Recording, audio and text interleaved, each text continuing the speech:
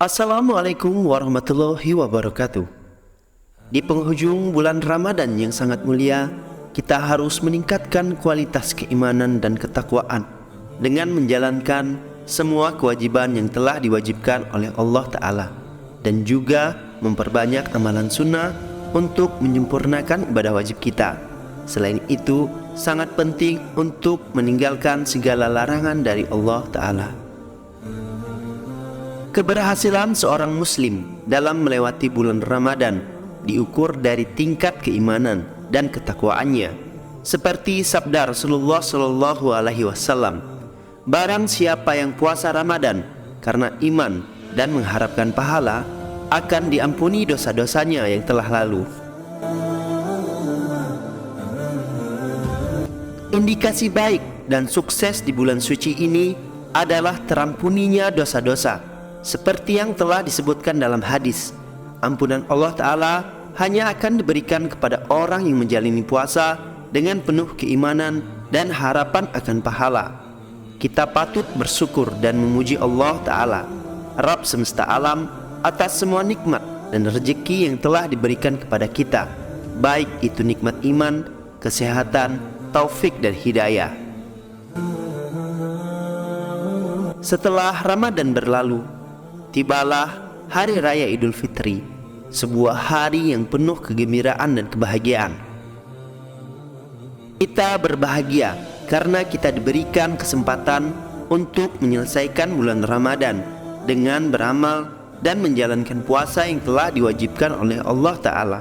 Hari Raya Idul Fitri yang penuh dengan berkah ini memiliki banyak tuntutan dan petunjuk yang disunahkan oleh syariat untuk dilakukan.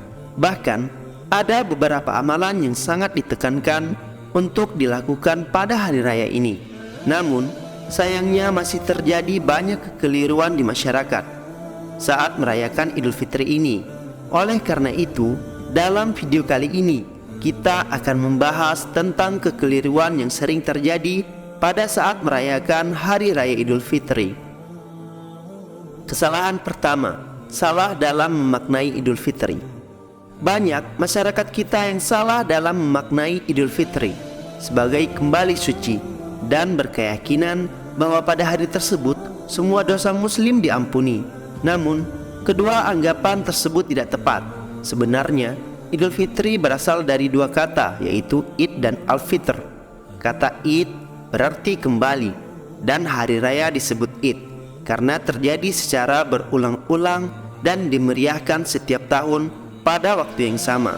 Sedangkan kata Al-Fitr berasal dari kata Al-Fathara yang artinya berbuka dan tidak lagi berpuasa. Oleh karena itu, perayaan ini disebut Idul Fitri atau Idul Fitr karena hari raya ini dimeriahkan bersamaan dengan keadaan kaum muslim yang tidak lagi berpuasa Ramadan. Seringkali masyarakat kita memaknai Idul Fitri sebagai fitrah. Namun ini jelas salah karena kedua kata tersebut memiliki makna dan penggunaan yang berbeda. Kesalahan kedua, ibadah khusus di malam Id. Kesalahan kedua yang sering terjadi adalah berkeyakinan adanya syariat mengisi malam Idul Fitri dengan ibadah khusus. Namun, anggapan ini tidak memiliki dasar yang kuat dalam ajaran Rasulullah Shallallahu Alaihi Wasallam. Beberapa orang bahkan mengklaim bahwa ada hadis yang menjelaskan tentang amalan khusus di malam Idul Fitri. Namun, hadis tersebut lemah dan tidak sahih. Oleh karena itu, tidak diisyaratkan untuk mengkhususkan malam Idul Fitri dengan ibadah tertentu, seperti sholat malam menjadi catatan yang harus ditekankan di sini. Hal ini dikecualikan jika orang tersebut memang terbiasa melakukan hal tersebut pada malam-malam lainnya. Hal ini diperbolehkan dan bukan dianggap bahwa amalan tersebut syariat yang dicontohkan oleh Rasulullah Shallallahu Alaihi Wasallam. Kesalahan ketiga, mengkhususkan ziarah kubur pada hari raya. Penting bagi kita untuk menghindari kesalahan dalam menjalankan hari raya. Salah satu kesalahan yang harus dihindari adalah mengkhususkan malam Id dengan ibadah khusus tanpa dasar yang jelas dari Rasulullah Shallallahu Alaihi Wasallam. Selain itu, juga harus dihindari mengkhususkan ziarah kubur di momen hari raya ini, karena hal ini bertentangan dengan petunjuk Nabi Shallallahu Alaihi Wasallam yang melarang umatnya menjadikan kubur sebagai id. Dalam hadis yang diceritakan, beliau melarang mengkhususkan makamnya sebagai id dan menekankan agar kita mengucapkan salawat untuk beliau. Sebagai umat Islam, kita harus menghindari kesalahan ini dan menjalankan hari raya dengan cara yang benar dan sesuai dengan petunjuk Rasulullah Shallallahu Alaihi Wasallam. Kesalahan keempat, bergadang di malam harinya dan meninggalkan sholat. Sayangnya, banyak kaum muslim yang meremehkan pentingnya sholat. Padahal Nabi Shallallahu Alaihi Wasallam pernah bersabda bahwa sholat isya dan sholat fajar atau sholat subuh adalah sholat yang paling berat bagi orang munafik. Jika mereka tahu betapa besarnya keutamaannya, mereka pasti akan datang ke masjid, bahkan dengan merangkak sekalipun. Nabi Shallallahu Alaihi Wasallam bahkan mengatakan bahwa janji antara umat Islam dan Allah Subhanahu Wa Taala adalah sholat, dan siapa yang meninggalkannya maka dia telah kafir, seperti yang tercantum dalam hadis riwayat Muslim dan Tirmizi. Itulah betapa pentingnya sholat bagi umat Islam, sehingga kita harus memperhatikan dan melaksanakannya dengan sungguh-sungguh. Kesalahan kelima, bercampur baur dan berdesak-desakan antara laki-laki dan wanita.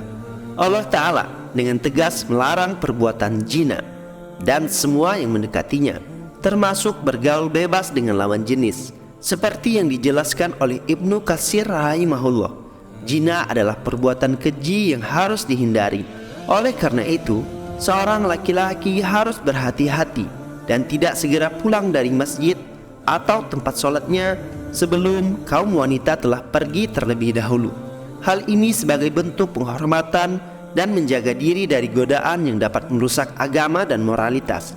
Seperti yang diriwayatkan dalam Quran surah Al-Isra, janganlah kamu mendekati zina karena itu sungguh perbuatan keji dan jalan yang buruk.